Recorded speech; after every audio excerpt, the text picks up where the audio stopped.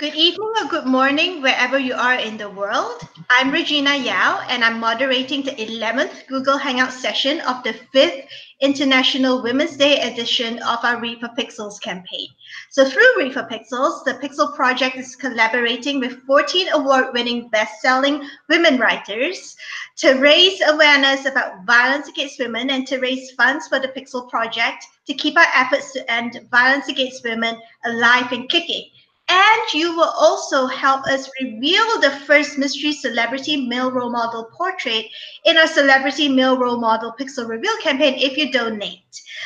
So we'll be telling you more about the Read for Pixels fundraiser, which has lots and lots of exclusive author goodies a little later in this session.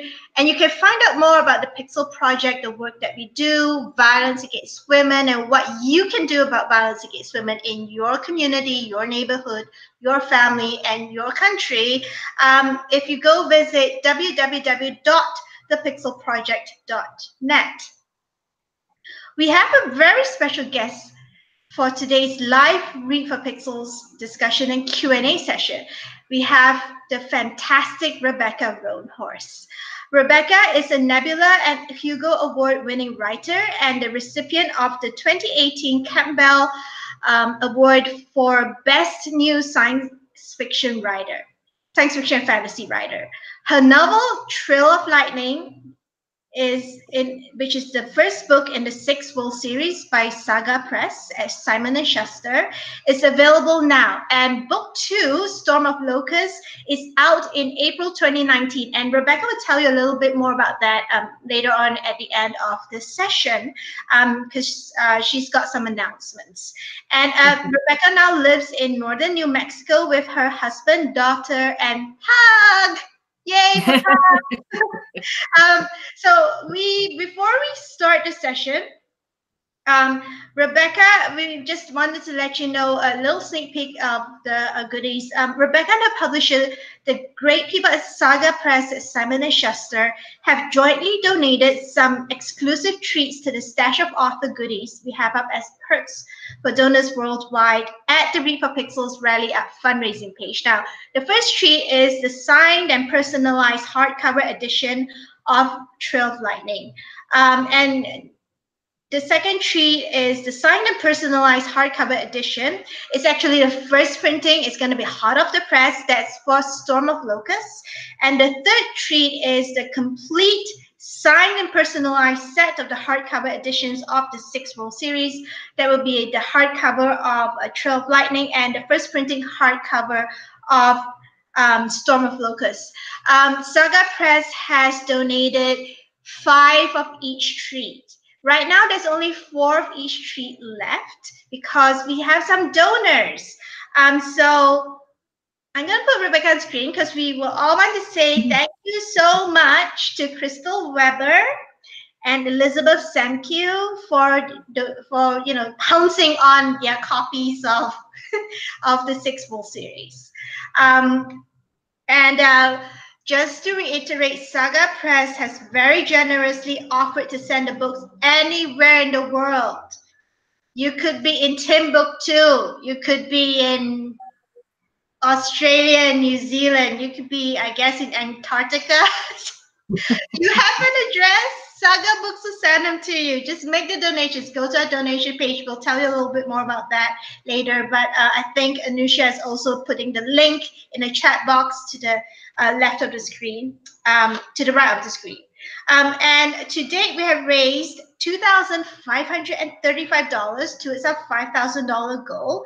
And the fundraiser will end on April 15, 2019. So please give generously to help us reach our fundraising target, because all funds go towards our work to end violence against women, including the Read for Pixels program, where we work with science fiction, fantasy, romance, mystery, thriller, and horror authors worldwide to raise awareness about the issue. And if you are watching this session on YouTube right now, you will also be able to ask Rebecca questions live. Just make sure you're logged into your YouTube account so that you can type your questions into the chat box to the right of the YouTube screen. And Anusha, who is today's producer and chat box moderator will relay them to me to read out to Rebecca to answer.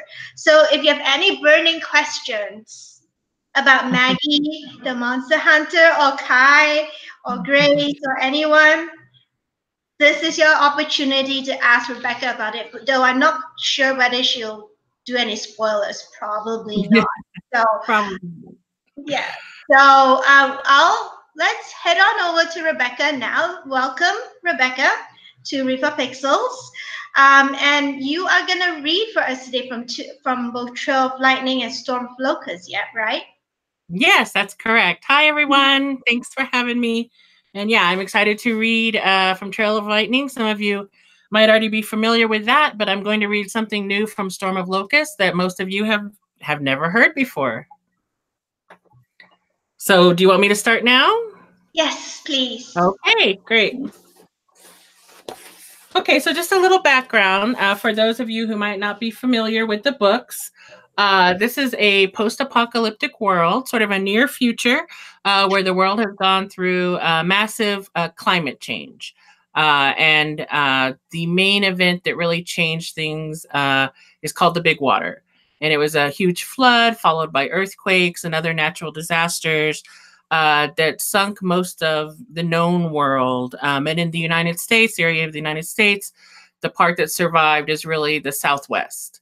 And so our story is set on the Navajo Nation, which for those of you who aren't familiar with the geography, that is the four corners where New Mexico, Utah, Colorado, and Arizona meet.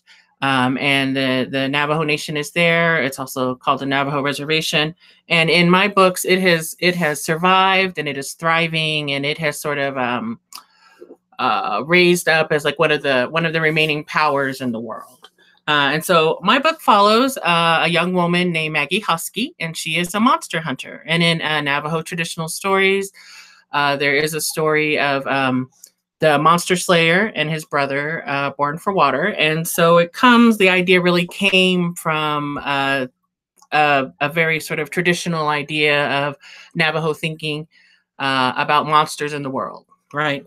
And so I'm going to read a little part, chapter 12, where you're going to get a feel for what the world is like and meet the trickster who plagues Maggie's life. Chapter 12. When I was 14, before the Big Water, when the TV still worked and the melting of the polar ice was generating reports of record storms from Florida to Maine, and the flooding along the eastern seaboard made Hurricane Sandy look like the female rain of a light summer shower, Coyote came to me. He came in a dream that first time. He would wait another year until I had lost not just my family and my place in life, but my entire self to manifest physically. But it is still that first time when Coyote in a dream visited me before I woke up to the nightmare of a big water world that I remember best. He wore a dapper gentleman's suit right out of the Old West. His shirt was a white high-collared affair, tucked into trousers that were striped in outrageous crimson and olive and gold. Over the shirt was a double-breasted vest of the deepest red velvet. It was topped off with a golden puff of a silk cravat embroidered with delicate rose-colored thread. A gold watch hung from a chain tucked in his vest pocket, and over his shoulders spread a camel-colored topcoat with a thick gray fur collar. The collar flared around him when he walked like the mantle of a rogue king. He carried an engraved mahogany walking stick with a golden handle and greeted me with a wide, mocking smile and a tip of his top hat. He was every inch the gentleman scoundrel from some old Hollywood Western. I think now that it must have tickled him, a creature who could change his shape as easily as humans shed clothes to dress the white man's frontier dandy when visiting a Navajo girl. He looked splendid, of course, but the choice was subtly cruel. I knew the stories of the Long Walk, of duplicitous land agents and con men. To remind me of them was no accident on his part. We sat together in that dreamland, sipping whiskey from china cups. The tickle of the amber liquid down my throat had a caramel twinge set for a child's imagination, but the warmth it produced in my belly and the slight fuzzy sense of reality it created in my head were real enough. He stretched long legs out in front of a heartily cracking fire and told me horror stories of how long ago, in a world before I existed, birds had plucked his eyes out and eaten them. How beavers had beaten his body with their long, flat tails until he was a bag of molted skin, holding shattered bones and burst organs. How it felt to have his toes and fingers, the latter now gleaming hooked and claw-like in the dream fire, crushed one by one, grown back, and then crushed again. I shivered in my cotton pajamas, terrified as only one asleep and unable to wake can be. I was too afraid to speak, and my legs didn't seem to work. I struggled against his words, even covered my ears with my hands. He didn't seem to notice, or if he did, he certainly didn't care. Finally, he seemed to tire of his stories, as a hint of sunrise blossomed on the far horizon. "Time to go," he said, checking his pocket watch and planting his hat upon his head. He stood and stretched his skinny frame in a theatrical yawn. "I have enjoyed our chat, Magdalena. Have you?" I was bug-eyed with horror, afraid for him to leave me there in the dark alone, but equally afraid that he would never leave. "We are friends," he comforted me, favoring me with the smallest of smiles. "Would you agree?" He stared at me, eyes demanding an answer. I nodded a yes, which seemed to please him. He patted my leg, his claw catching on my knee and drawing blood, turned dull, brassy eyes on me into a howl that made me throw my hands back over my ears, left me with a final warning or threat. I still don't know. "Prepare, Magdalena. The monsters are coming." And that is Trail of Lightning. Yay. And then we're going to do a little switch. And I'm going to talk a bit about the new book. This is Storm of Locusts. And let's see, what do you need to know? This is Maggie. We know her. This is Rissa. She's Maggie's maybe friend, maybe not. We'll see how that goes. And then this is a great new character, and she's going to be in the passage I'm about to read.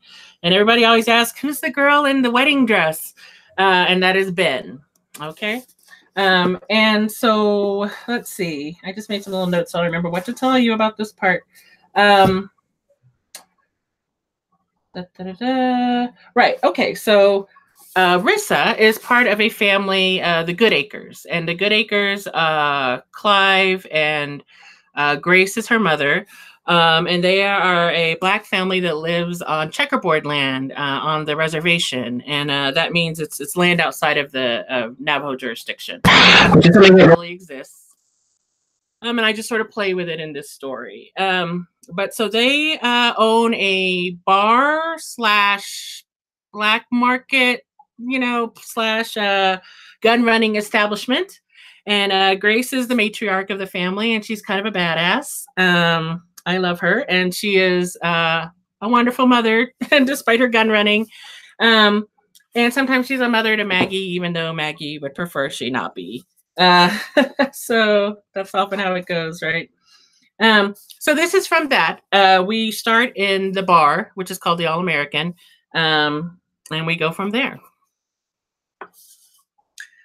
We can hear the thunk of something hitting the roof, loud enough to make me flinch. It sounds like a hailstorm, but there's no way it's hailing. The weather in Deneta doesn't vary much from dry and sunny. The sound of objects hitting the roof gets louder, more steady.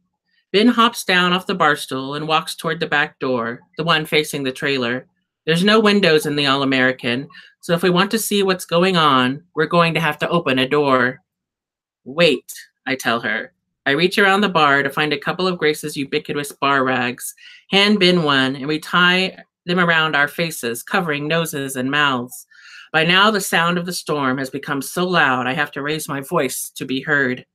"What's going on?" Ben asks, her voice scared. We both flinch again as something heavy lands on the roof. "I don't know, but that doesn't sound like a normal windstorm, unless it's tossing around boulders. You better let me do it." I step in front of Ben, moving her protectively behind me. She grasps the back of my shirt in her fist, holding on. "I'm going to open the door," I tell her, trying to keep my voice reassuring, "and we're going to make a run for it. On the count of 3, okay?" She pulls a little harder at my shirt, so I take that for a yes. It's less than 50 feet to Grace's porch. Whatever is raining down on us, we can make it. I grip the door handle. 1, 2, but I don't get to 3 before the door comes crashing inward, forcing me to step back and almost knocking Ben, who's too close to me, over. I reach back to steady her as a hulking figure fills the empty space. I catch a glimpse of the storm before Clive slams the door shut. What in the... I whisper, awe in my voice, my eyes still staring beyond that flimsy door. Locust, Clive says grimly. He shakes his shirt out, shudders as 3 insects fall to the floor. They are about 1 inch to 1.5 inches long, a dull, dusty brown color, with the shimmering wings of a dragonfly and the long, black legs I associate with a grasshopper. Clive immediately stomps on the bugs, crushing them under a heavy boot. The crunch of their bodies is drowned out by the roar of the swarm outside. Ben makes a choking sound as they splatter against the hardwood floor, and I'm not far behind. What in the hell is going on? I ask. Clive shudders as something huge thumps against the closed door. That's not a windstorm out there, he says grimly. It's a locust swarm. What are they? Ben asks, her voice shaking. Why are they here? Why are there so many of them? All good questions, Clive assures me, but right now, we've got to get back to the house with Rissa and Mom. The bar's not going to hold up to this. As if to prove Clive's point, something strikes the roof hard enough to shake a piece of the ceiling free. Plaster and sheetrock rain down 12 feet from us, and through the hole they leave, I can see daylight, or at least the place I expect daylight to be, because all I see out there is a dark cloud of living shadow. Not good, I murmur. We all watch as a single locust squeezes through the hole, and then another. Gotta go, Clive repeats. He hands us each a pair of goggles, which we gratefully put on. Tuck your shirts in, too. Tighten your sleeves if you can. And make sure those towels don't leave any holes for them to get into. They stick to you. The big man shudders again. So move fast. They get in your hair, but there's no way to avoid it. If one gets in your clothes, don't stop. Get in the house and we'll deal with it then. Look, Ben says. Crawling through the growing hole in the ceiling is what can only be called a giant. More than twice the size of the other locust, it is at least 4 inches long, with iridescent wings and long, spiked back legs. It swivels its huge head back and forth, mandibles snapping. Tell me that thing cannot actually see us, I say, my voice high with a primal fear of crawling 6-legged things. There's no way, Clive starts, but he drifts off as the giant locust settles its huge eyes on us. I swear it looks right at me. Run, I shout, pushing Ben to the door, just as the swarm breaks through the ceiling and the giant locust launches free. Now, there are many times I faced down monsters in my life, frightening creatures that made my blood run cold. But there is something about insects, the mindlessness of a horde, that is particularly terrifying. Ben screams, Clive curses, and I move. My clan power wakes. Time slows to the pulse of an insect's wings, the sustained scream of a young girl, and between one beat and the next, my hand finds the throwing knife tucked in my moccasin. I release the blade, an impossible throw. It splits the giant locust in half. It breaks, falls, and then Clive's wrenching the door open, and the roof is collapsing under the weight of the insects, and we're running, stumbling into hell. The darkness is alive, clutching at our clothes, our hair, our skin. A million tiny claws, grasping, hungry. Clan power shows me each creature clearly, a tiny individual nightmare. There's so many, there's nothing I can do but hold back the fear, keep moving, and try to shield Ben. Ben stumbles, trips on the stairs of the porch, and goes down. I grab for her, yank her up by her shirt, but she slips from my grasp. The swarm seems to solidify around her, a blanket of unnatural blackness. I do the only thing I can think to do. I draw my sword. And we'll stop there. Yay, not Storm of Locusts. There's Locusts. Yay! Oh, reaction from the audience? Ew. Excellent. That is the reaction I'm looking for. Okay, so let's get started with the discussion session. And everybody, if you've just joined us, Welcome to our session, our Read for Pixels Google Hangout session with Rebecca Roanhorse, author of Trail of Lightning. And if you will be here for the next sort of hour, about 50 minutes to an hour. So if you have any questions at all, please do type them into the chat box. Remember, you need to be logged into YouTube to do this. So once you're logged in, just type them into the chat box to the right of the screen.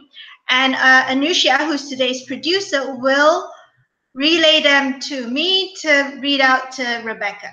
So we'll do this in between the discussion sessions. Now let's talk about Maggie. So Maggie the Monster Hunter in Trail of Lightning is an absolutely fascinating character in the vein of Ellen Ripley from Alien, Furiosa from Mad Max Fury Road, and Faith Hunter's Jane Yellowrock. And she is a fantastic example of a well-rounded female character of agency who, in the course of her, her fantastical work and life, still deals with numerous instances of sexism, misogyny, and violence against women and girls. In fact, the opening chapter of Trail of Lightning is her going after a missing girl. And we'll talk about murdered and missing Indigenous women a little later in this session. But for now, what and who are your inspiration or inspirations for Maggie?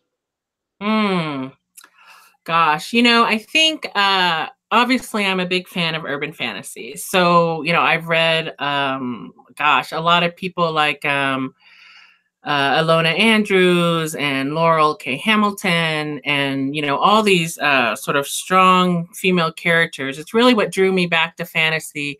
I used to be very into the epic fantasy, but it was all, sort of white boys on quests and things like that. And so I moved away from it for a while. And when I came back, I discovered urban fantasy and absolutely fell in love.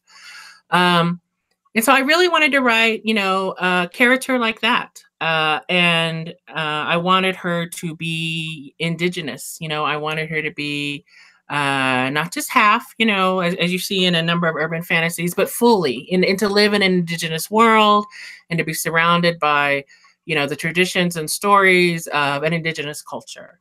And so that's sort of where Maggie came from. The themes around, you're absolutely right. Maggie is, throughout the story, I think I draw on violence against women. The story is very much about facing that down, whether it be the attack on the girl at the beginning or the violence that Maggie's grandmother suffered that you find out later in the book. And, and Maggie herself, who is a survivor of a lot of trauma. You could argue that she is on the other side of an abusive relationship and still dealing with sort of the fallout of that and really trying to find her own way. But yeah, I think, I drew a lot, of course, from my own self, as authors do, but clearly fictionalized, and clearly taken to the next level. Because I don't think my story would be that interesting. I don't slay monsters, but of course, Maggie, the monsters that she slays are both literal and metaphorical, right? She's up against her own demons, and those are the ones she has to learn to fight as well. Yeah, and she's not cookie cutter at all. I mean, she has learning curves. She definitely makes mistakes, and she deals with her male mentor who tries to control not Kai's granddad, the other guy. Can't pronounce his name. How do you pronounce it? Yeah, and she deals with that abusive relationship. She deals with men who try to control, thwart, and manipulate her. And in other words, as you said before, her experiences very much mirror the experiences of many women. I would say at least 1 in 3 women, probably 70% or more of that. If you take into account sexism. So a lot of folks still feel, despite all this, a lot of folks feel that Maggie's not a likable character because she's not stereotypically feminine. She can be quite grumpy, irreverent. So when creating and writing female characters like Maggie and also Grace and have you ever felt pressure to make them likable or relatable at all? Gosh, Not really. I will say I did write. There's one scene in Storm of Locust where Maggie and Rissa are sort of going at each other because they will come to friendship, but it's a long journey, right? Because Maggie is not very squishy. She's not very likable. It's fine because she doesn't like herself very much, right? At the beginning of the book, so she needs to learn to love herself, as a lot of us do. As she is, as damaged and as unlikable as she happens to be, she needs to find her way. But in that scene in Storm of Locusts, I realized they were sort of going at each other, and my editor kind of flagged it, and he was kind of like, "Yeah, I don't know, this is a lot." And I was like, "Yeah, okay, maybe this is a little bit too unlikable." Just I didn't want that's so Storm of Locusts is really a lot about female friendships or female relationships because Maggie has a very different relationship with all the different women in the book. Everything from auntie to friend to, of course, Grace as sort of a mother figure. And I really wanted to explore all the different female relationships in that book because Trail of Lightning is very male focused, right? This is Maggie sort of clawing her way out of male expectations and male pressure and misogyny, and whether it be the police officer who disrespects her or the mercenary who won't even look her in the eye. All these things sort of define her, or she allows them to define her, and then she has to find her way through, right, and find that is not who she is. So yeah, I don't know. Unlikable, who cares? I mean, I know definitely there are reviews that say, I don't like her, I quit reading the book. And I was like, well, I don't know. I take a kind of perverse pleasure in that, I guess. That's fine. Yeah, and we asked this question because there's this, there's this obsession of you can see in politics, and any women in politics or any high profile women, there's this public obsession with whether or not they're likable. Mm-hmm. Get asked that, men don't get that, aren't burdened with the expectation of, you will only get far if you are likable, if other people like you. They don't Right. that as the sort of the rider on the contract for success. And we've had authors tell us, I mean, women writers, female authors tell us that they do have fans who get really, really, really vocal about, I really don't like this character. Why don't you make her likable? So that's why we asked this question. And it's, I think, like you said, we do need to shake off this expectation that, even our fictional characters, female characters, need to be likable, because your editor, he or she has to, well, it's in reality, women do have a go at each other. Yeah, right. We do argue, Mm-hmm. we do fight. Right. Friendships, and the thing you mentioned about female friendships is that a lot of it's only in the last, we've noticed that it is in the last 5 to 10 years that fantasy has started including more about female friendships, that books with female friendships in them are coming to the fore. It's Susan Dennard, and it's Julie Trineda.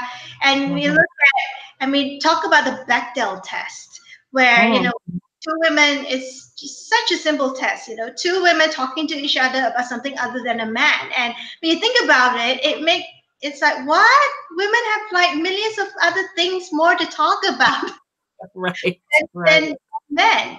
But somehow, somehow science fiction and fantasy, at least, still falls down on that. It's still, a lot of it's still really male folk. I mean, what do you think? What would your advice be to science fiction and fantasy authors who want to do better at writing about female relationships and female, even dialogues between female characters? What would your advice be?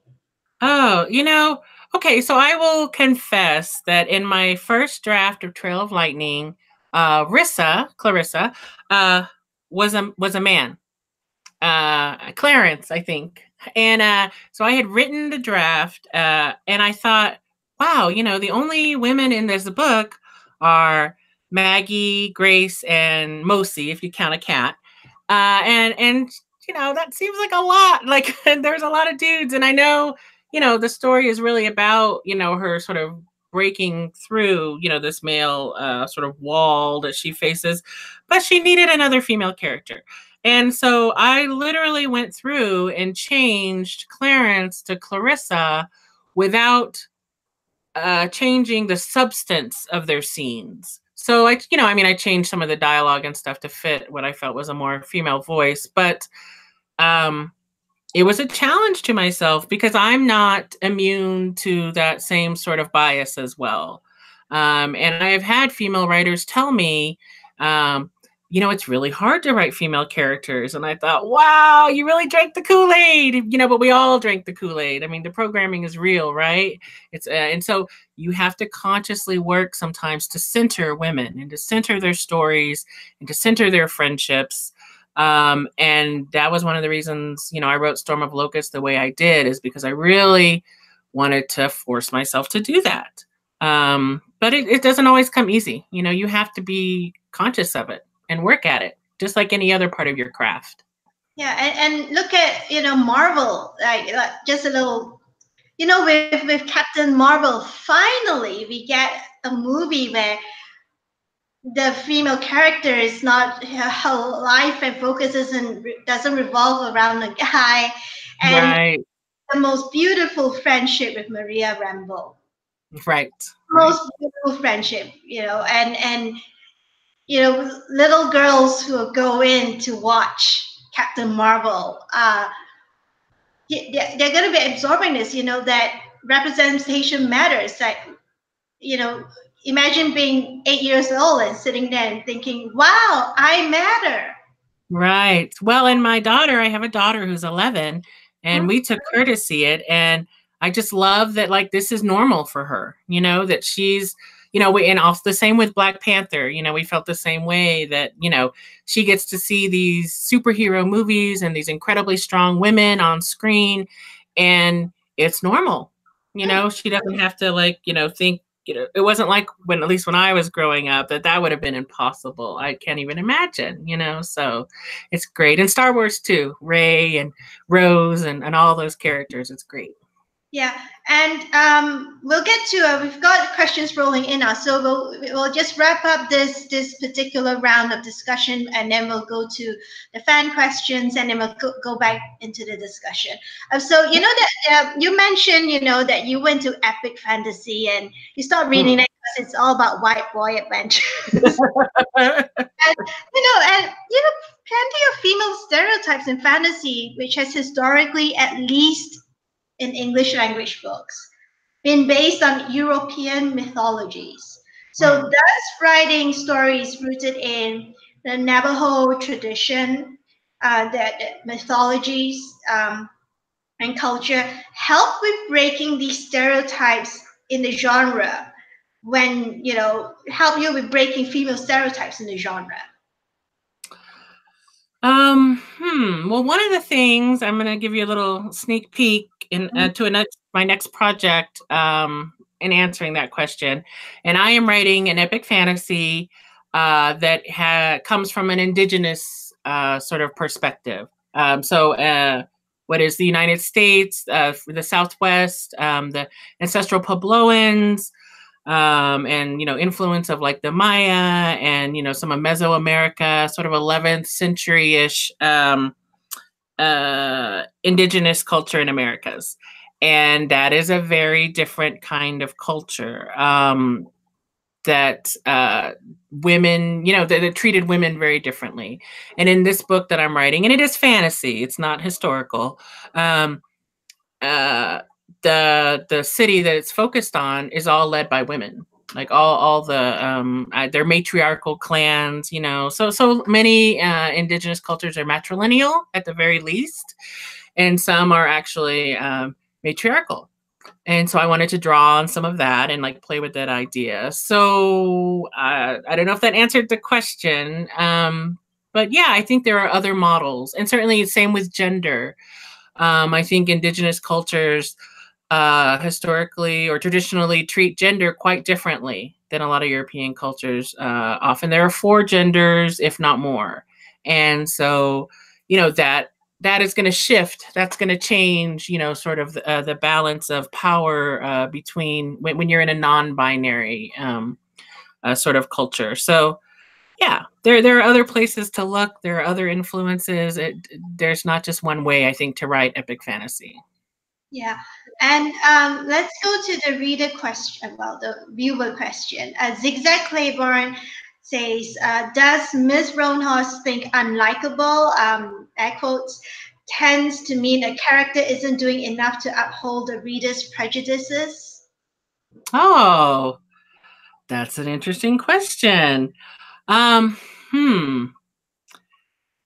That's very possible. I can't say for sure because I can't get in that reader's head, right? And wonder why they don't like that. But I get that from male and female readers. And I think probably more from men. I see reviews where men tap out early because they don't like Maggie.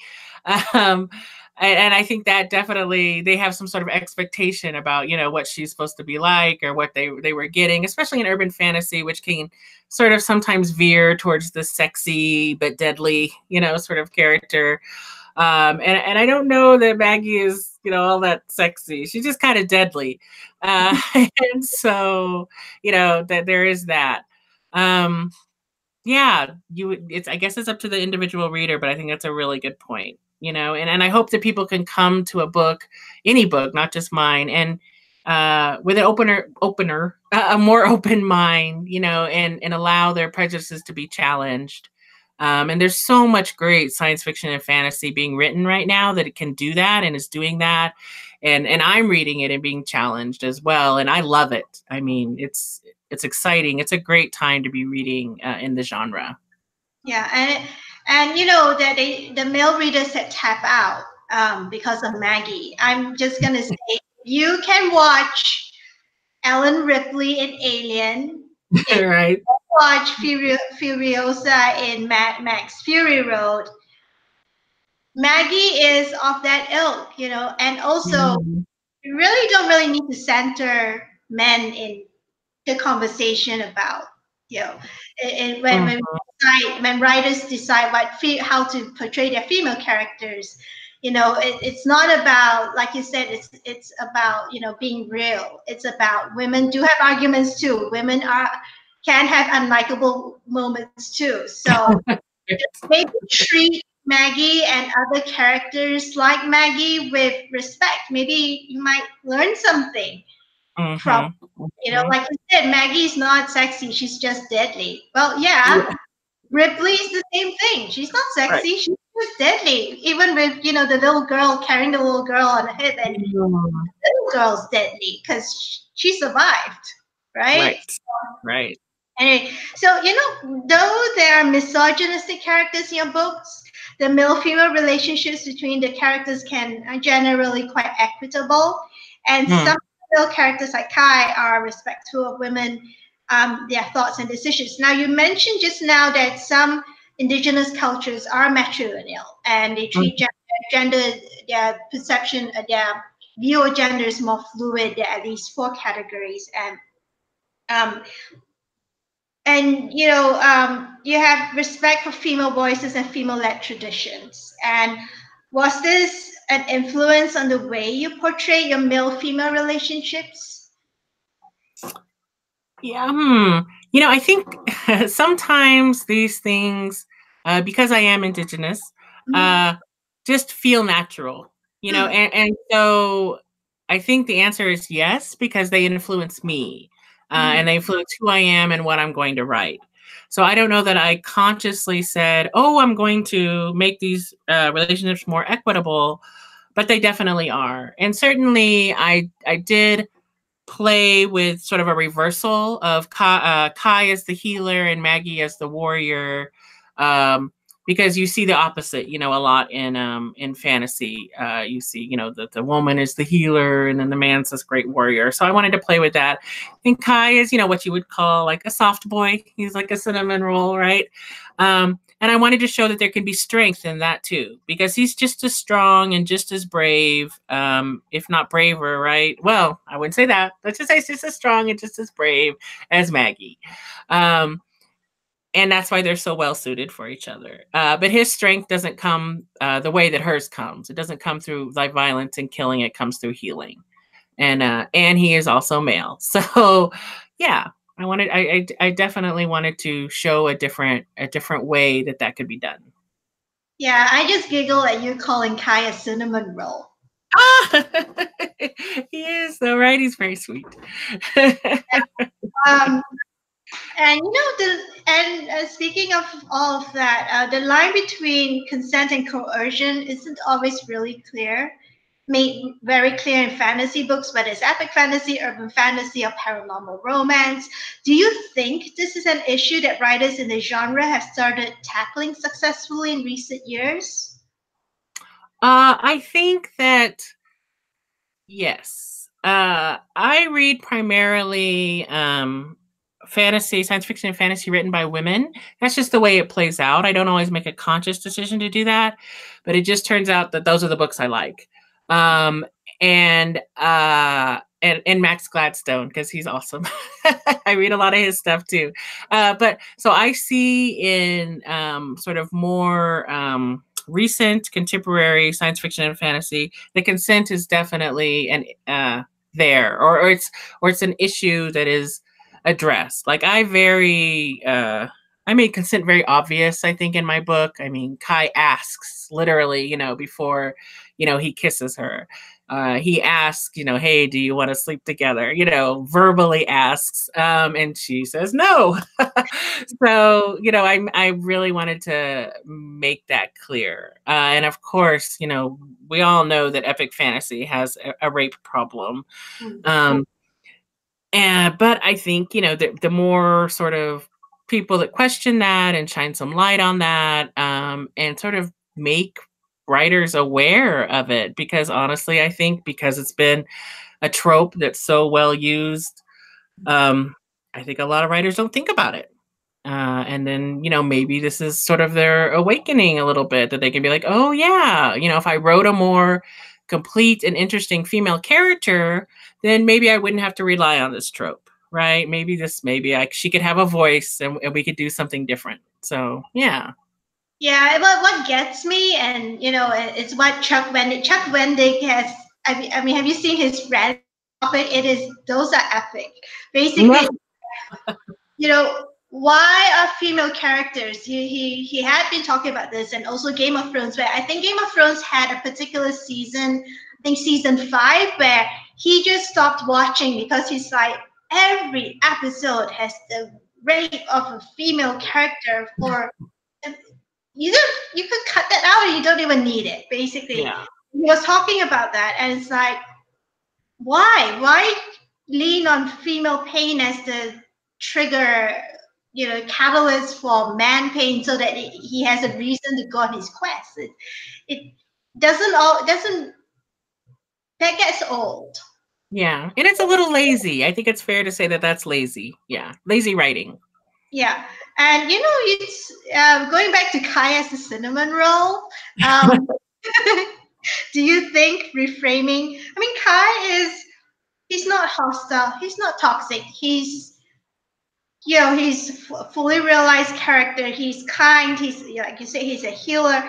And he's complex, and he's not afraid to be vulnerable. And when Maggie says no, I don't want to speak with you, he doesn't go on a rampage. I mean, we've been hearing, we have headlines every now and then going, a girl says no, and then the next thing you know, she's either been raped or she's been killed, more right. like.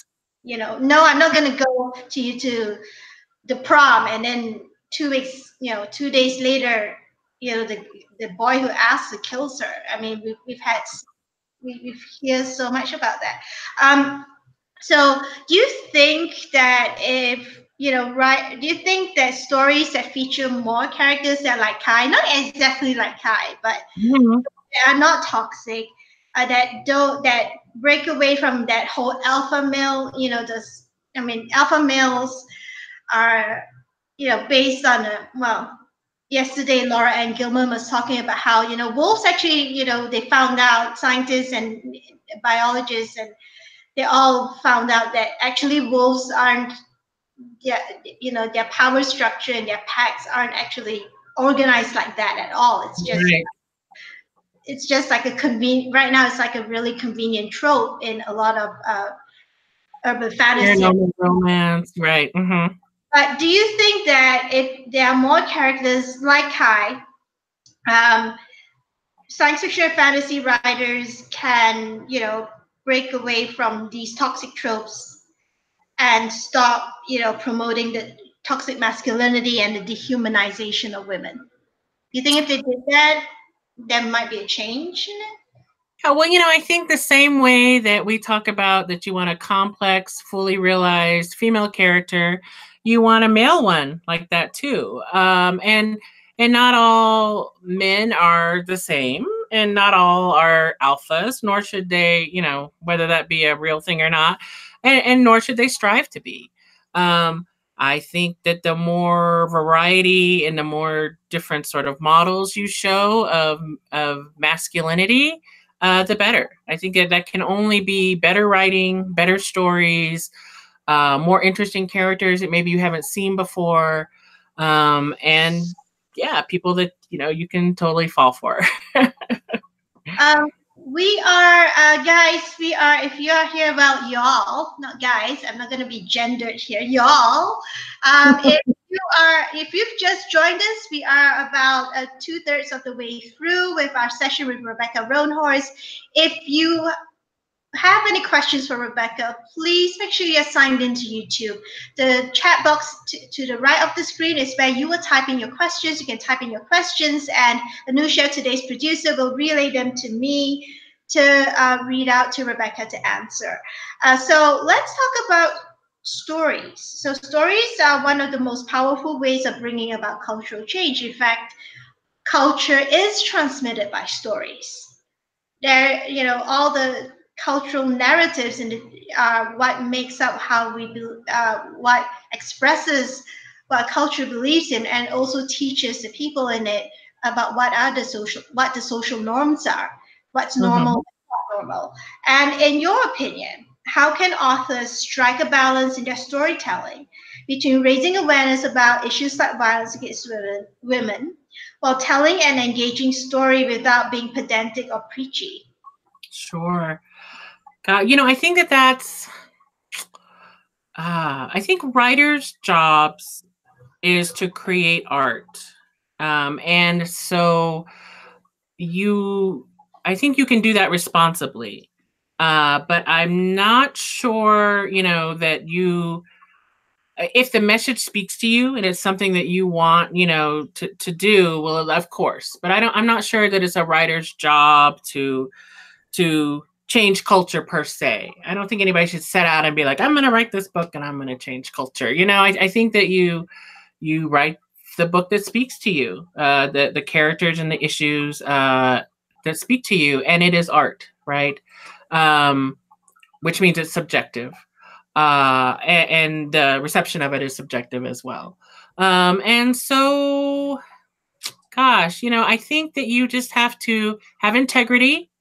Um, you have to speak your truth, and you have to work on your craft so that you don't come off as preachy, and make your characters as fully realized and as real as you can make them. And keep in mind that you are taking the writer on an adventure, and that this is a story, and they did not come to attend a lecture. They came to sort of get swept up in your world and to be somewhere and with people that they might not encounter in their everyday lives. Yeah.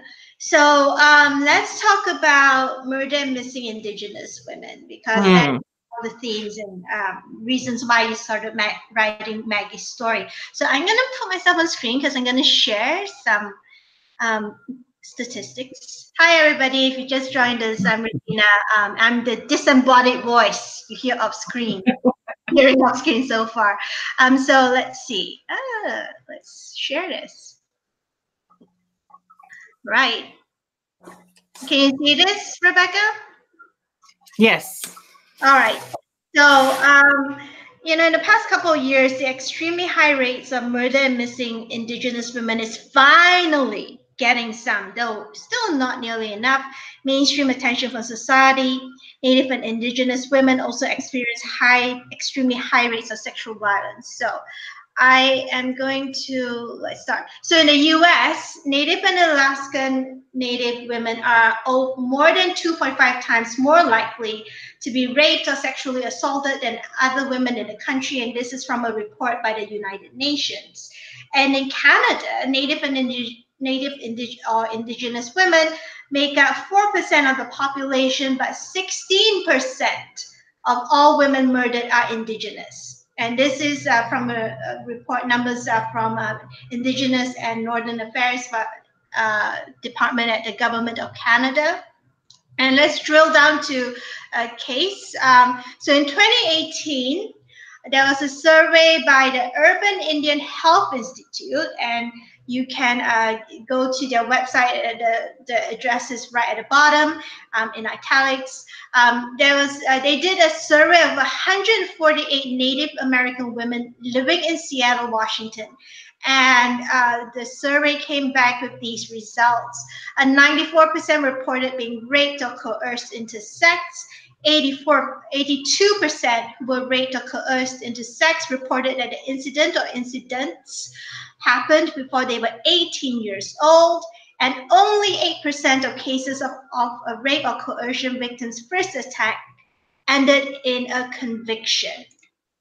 Now I'm going to stop this and put Rebecca back on. So these are really grim numbers.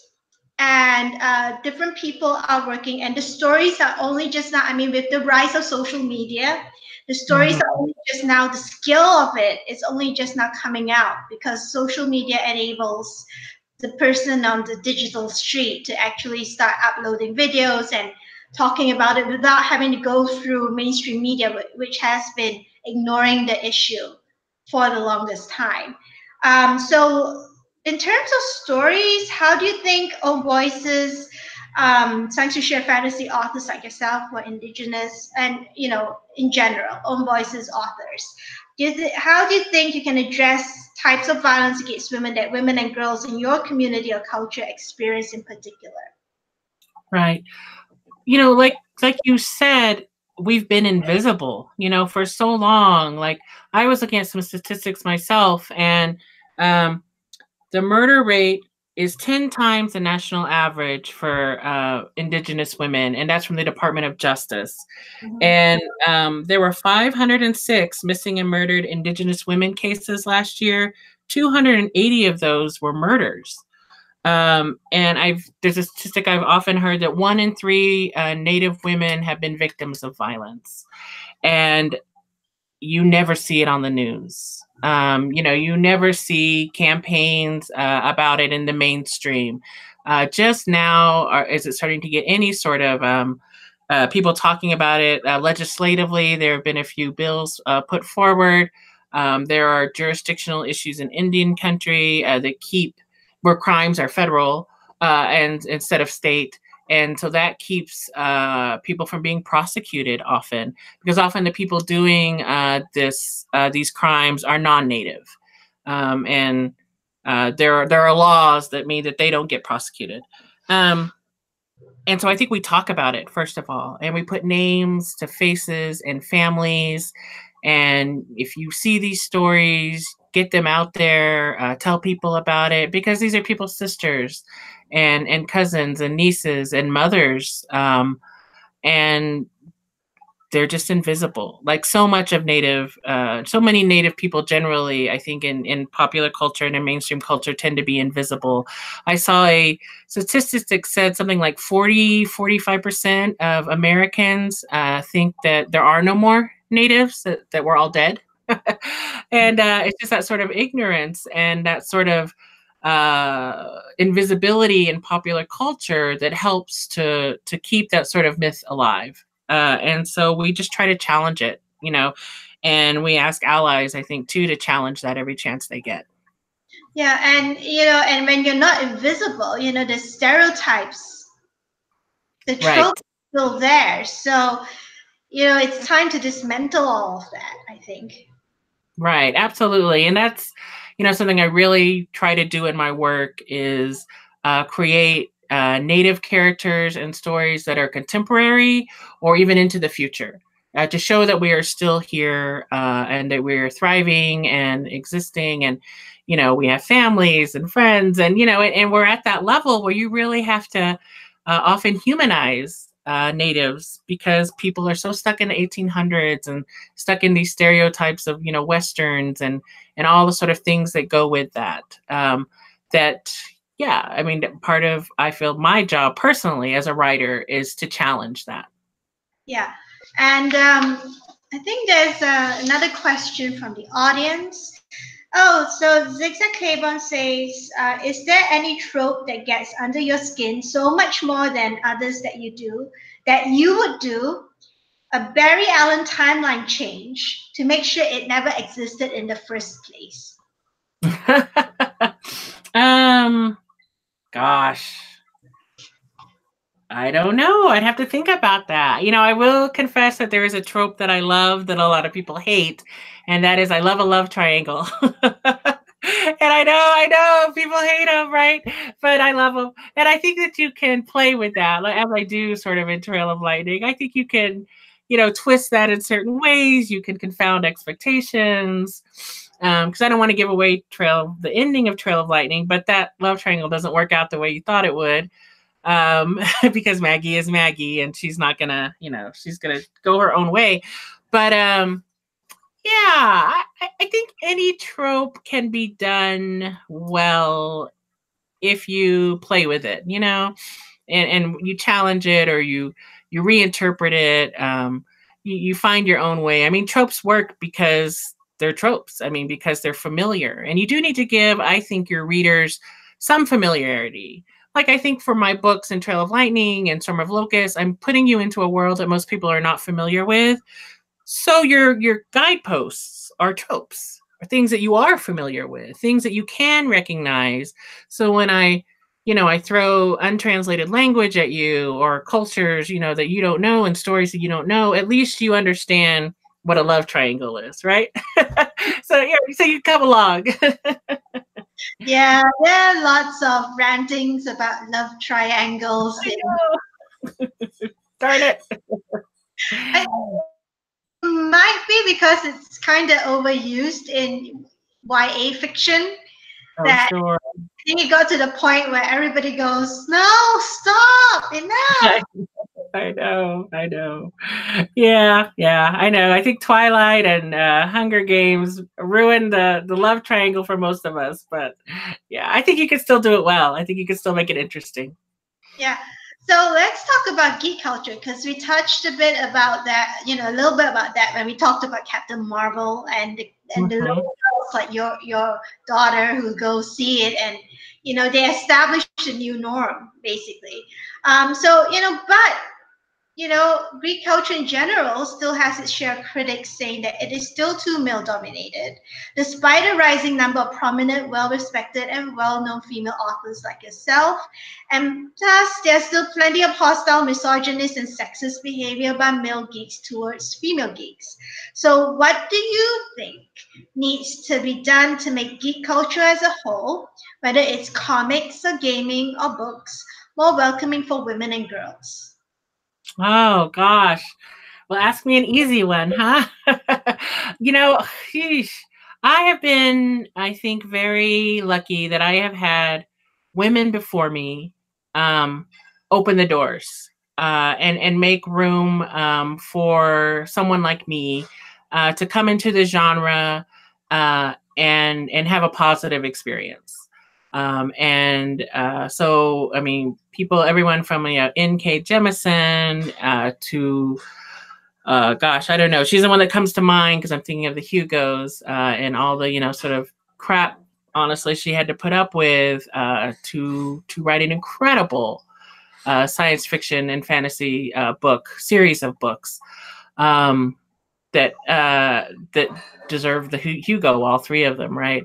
So I think we have to keep those doors open, and I think we as women in the genre, always have to reach a hand down and pull up other women with us. And I think that people who run the cons and run the spaces that women will be in have to make those welcoming. And there's a lot of ways to do that. And the way you do that is to ask women what makes them comfortable and what would make them feel welcome. But I've had some great experiences. And I've had some great panels and not so great panels, some panels that were real dude centric and they were a little hostile to me, but that's okay. That's sort of the experience as well. But we work on it. It's an ongoing process. Yeah, and it could be something simple like making sure that you have clear guidelines about harassment and abuse at your con. I mean, Absolutely. New York Mm-hmm. Comic Con has that, but not every con has that. And in recent years, I think there've been lots of scandals because of that. Then because there are no clear guidelines in Right. some cases. And it could be as simple as prioritizing women's voices. I mean, we've had last year, we've just had our first ever Read for Pixels Google Hangout panel. And Oh, nice. there's an interesting conversation that we had with Jim C. Hines, who was on that panel. I don't think Jim will mind us saying this. While we were preparing for the panel, it was our first ever, and we've known Jim for I think about 5 years now. And he, as you know, is a huge proponent of supporter of women and women in science fiction and fantasy and overall, because he used to be a sexual assault counselor, and his website has resources for anyone who's facing sexual violence. And he said something that gets right to the heart of our policies here. Women's voices first. He said, "I will join the panel if you make sure that both Kate and Kate and Martha, Martha Wells and Kate.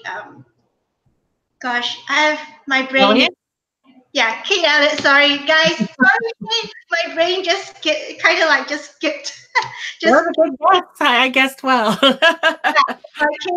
said, "I will join it if you let Kate Elliott and Martha Wells speak first. They did priority. If your panel has more women than men." So he was the only guy on the panel.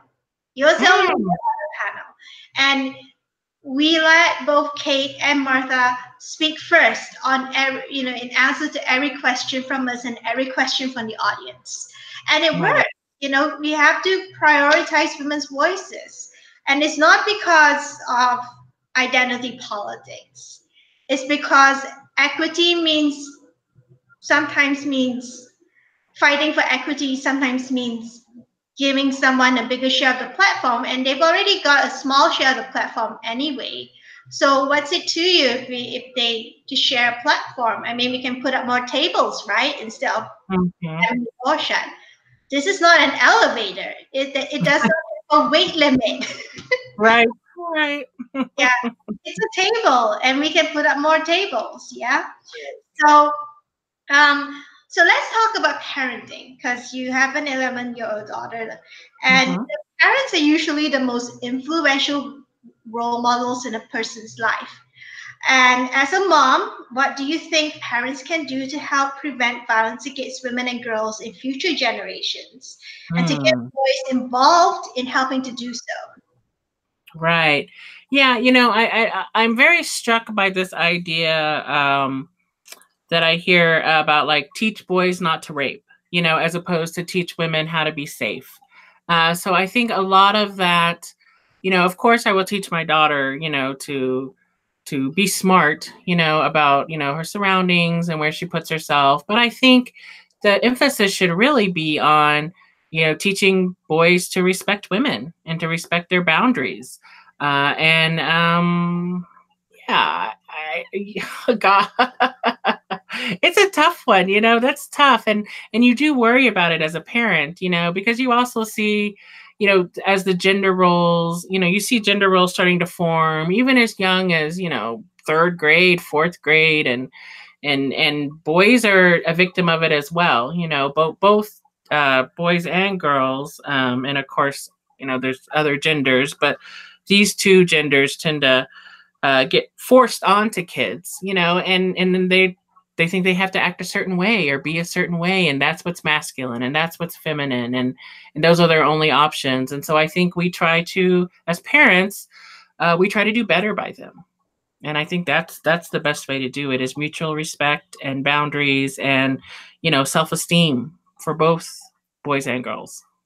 Yeah, and let's go to our final question for today's discussion. You have been, now this is a Captain Obvious question, but we have to ask it. Sure. You have been so incredibly supportive of our Read for Pixels campaign. You did an AMA, you're signing loads of books to send out. And our and you are supportive of our anti-violence against women work as a whole. So it's a two-part question. So part one, why do you support the cause to end violence against women? And part two, what do you think authors can do to sort of keep the momentum going now that Me Too is happening, and you know social media is bringing more parts of the anti-violence against movement to the fore, like missing and murder and missing Indigenous women? What do you think authors can do to help keep the cultural change momentum going in order to eradicate violence against women and girls? Wow. You know, I think we don't end, you know, with just, you know, conversations and Google Hangouts. We keep the conversation going, and we tell our truths. You know, I think that people would be shocked about how many women in their lives, their girlfriends, their wives, their mothers, and sisters, have been victims of violence, and often when something comes up with a Me Too, I know especially when a lot of the Me Too stuff really started to go mainstream, like on Twitter and things, women were telling their stories. They were like, yeah, this happened to me. Yeah, I've been in that situation. Yeah, this is our reality. And I remember so many men being like, I had no idea. I didn't know, you know, I'm shocked. And so, you know, we're taught not to talk about those things, and we're taught to sort of, that it's our fault. Right. And they're shameful. And so I think that needs to change. And I think it is changing. And I think there are women who are sort of leading that forefront, and are brave and are making that change. And so I think we support those women, and we ourselves strive to be like those women. And I think we write stories, right? I mean, I think a lot of my sort of resistance comes from writing stories and writing the kind of women that I want to see, both, I guess, on the page. I'm not sure I want Maggie in real life, but you know what I mean. Like, you know, these are characters that are powerful and, you know, in certain ways can inspire. Yeah, so I think we keep doing that. Yeah. So what I'm going to do now, hang on, is before we go into talking about your goodies and where to get them, let's just share a slide about, you know, if you're who you can get information and help from in North America if you're native or indigenous, or you have a friend who's native or indigenous and you're trying to find someone who's missing, or you're trying to help someone who has experienced sexual violence. So let me put this on screen. Hi, everybody. So here we go. So there are quite a few organizations, but we're sharing the ones that are national. So in the US, you can check out the Native Indigenous Women's Resource Center. They have a ton of information and resources. If you want to find out more about Native and Indigenous women and the issues that they face, including murder and missing Indigenous women. And they're also the co-founders, together with the National Domestic Violence Hotline. They now run the Strong Hearts Native Helpline. You can call them at 1-8447-NATIVE, or you can just go to their website at strongheartshelpline.org to find out more about how you can get some help. And in Canada, check out the Native Women's Association of Canada, because they have a ton of programs going on too, not just about violence against Native and or Indigenous women in Canada, but also all the other issues that affect women, Indigenous women. And if you are looking for statistics or numbers about violence against Indigenous women, not just in North America, actually, they're actually expanding to numbers and statistics worldwide. Check out the MMIW database, which has moved from its own website to the Sovereign Bodies Institute, and you can check that out at www.sovereign-bodies.org. And let's put them back on screen. And okay, so I'm going to put Rebecca on screen because I think you have the books to do show and tell, right? Today, do you? I have books for show and tell? Do you? No. Oh, okay. Sorry, I thought you were looking. Now you were looking for something, so I thought you were looking for the books. Very distance. Yeah, sorry about that, guys. So as mentioned earlier, Rebecca and her publisher, Saga Press, which is the good people at Saga Press at Simon & Schuster, have jointly donated some exclusive treats from Rebecca to the stash of author goodies we have up as perks for donors worldwide at the Read for Pixels Rally Up fundraising page. And I'm going to stick the, hang on, I'm going to put the slide up now so you know where to go to get them. Okay. There we go. Can you see this, Rebecca? I can. Yeah. All right. So treat number one is the signed and personalized hardcover editions of Trail of Lightning. There are currently 4 left. Then treat 2 is the signed and personalized hardcover editions. These are first printings of Storm of Locusts, and these will be released in April. Rebecca will talk a little bit about that shortly. And they are hot off the press, literally. Saga Press has set aside the copies of the first printing for donors. And again, there are only 4 of these currently available. The treat number 3 is this complete signed and personalized set of the hardcover editions of the 6 World Series. You get 1 in each bundle. You get 1 each of the Trail of Lightning, and Storm of Locusts, both are hardcovers, signed and personalized. Again, only 4 left. So, and Saga Press the books anywhere in the world, as long as you have a functioning mailing address. Please make sure your mailing address works. And if you are afraid of porch thieves, please, you can always give us your work address. Seriously, Rebecca, there are donors who actually tell us that there are porch thieves. Oh, I believe it. Who hijack precious bundles. So if you're interested, you can go to the link on the screen, which is bit.ly/R4P Rally Up IWD 2019. It's case sensitive, so you have to type it in exactly, take it out exactly. Go there and scroll down, and you'll be able to select whichever book you want, or if you want a book bundle, they're all there. And I'm going to put Rebecca back on screen right now. And I do have a little show and tell after all. I thought of something. Oh, right. So I have covers to entice you into the hardcover. I actually have the jackets of the hardcovers. And as you can see, the Trail of Lightning one is very shiny. It has lots of lightning. It's very pretty. And the Storm of Locusts, which I just got recently, so this is really, it is brand new, is gorgeous. Yeah. And it's like, you can't tell, but it's raised, and it's very shiny, and the explosions are very explosive, and it's really beautiful. So I think the hardcovers are great. These would actually, I think, make great posters personally, but you know. And I should say that I just want to give the artist a shout out. Oh no, I just forgot his name. Oh no, he's gonna kill me. Well, I think I have his name. Hang on. Tommy Arnold. It's Tommy Arnold. Thank you. It's shout out to Tommy. Tommy Arnold. Yeah, to Tommy Arnold. Yes, who made both those beautiful covers. So Yes. he's so talented. His work is great. Yeah. Do you have any news, any upcoming events that you want to announce? When exactly Storm of Locusts coming out?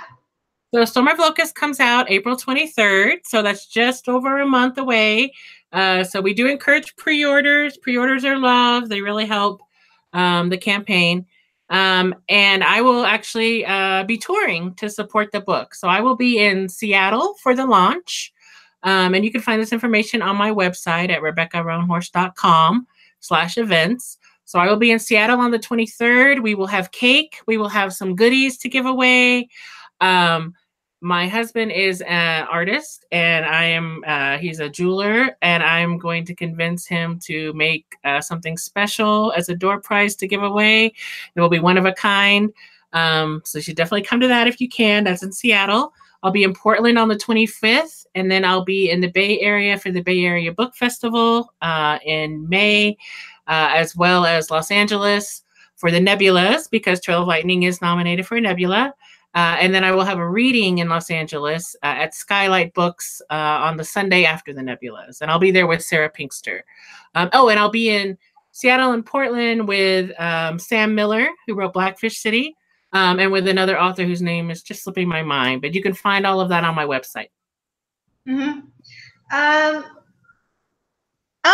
So Zigzag Claiborne has a message for you. He says, Rebecca Roanhorse is great. She made me smile so much at the Bosconi book party. Oh, thank you. That's awesome. Yeah. So everyone, please give generously. We are at $2,535 raised. We need to get to 5,000, everybody. So go donate, pick up Rebecca's books. You can just now, as Rebecca showed you, so many gorgeous covers, and these are great as collectibles because Rebecca is going to sign and personalize them to you, or she can just sign them to you if you just want a signature. And if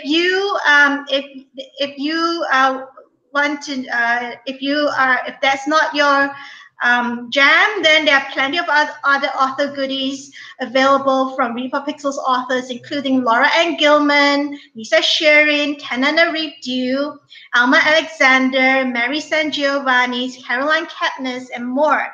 And new goodies will be released on Fridays every week throughout March.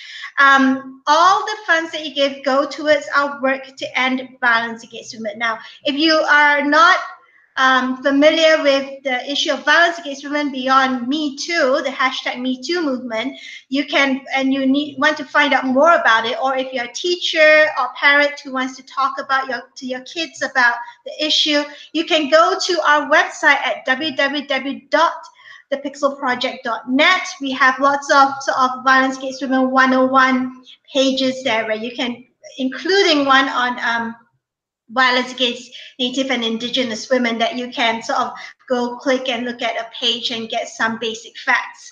Or there are also lots of resources there that you can download, or there's a list of organizations under the resource section that, so you can look for it in your geographical region if you need to know what's happening in your country. So once again, to find out more about the Celebrity Male Role Model Pixel Reveal campaign as well, because we're revealing our male role model who is a Nobel Prize Peace Laureate who has devoted his life to stopping violence against women for the last 5 decades. That's longer than I've been alive. Same. Yeah, and he just to give you guys a clue, I mean, we can see his chest and his arm right now. Every dollar donated reveals a pixel of his picture, and he has dealt with the issue ever since he saw his mom suffer from domestic violence when he was a kid. So the last 50 years or more, he's been working on it. So, donate to us, help fund our programs, and also reveal who he is. And I'm going to put Rebecca on screen now because we're going to say good day or good night to everybody. So any last final words, Rebecca? No, just, I guess yes. Support the project, check out the links that Regina put up, find out more about missing and murdered Indigenous women, and if you can donate, please donate. It's a great cause. All right, so everyone, have a great day or a great evening wherever you're in the world. Enjoy your weekend. And just as a heads up, next Friday evening at 6 p.m. PST, we will be welcoming horror and dark fantasy author Molly Tanzer. So if you're interested in Molly's books, check out our Facebook page and follow us on Twitter at Pixel Project. We'll be tweeting out the link to her YouTube page that you can bookmark to attend next week. So have a good day or good night wherever you are in the world. Goodbye.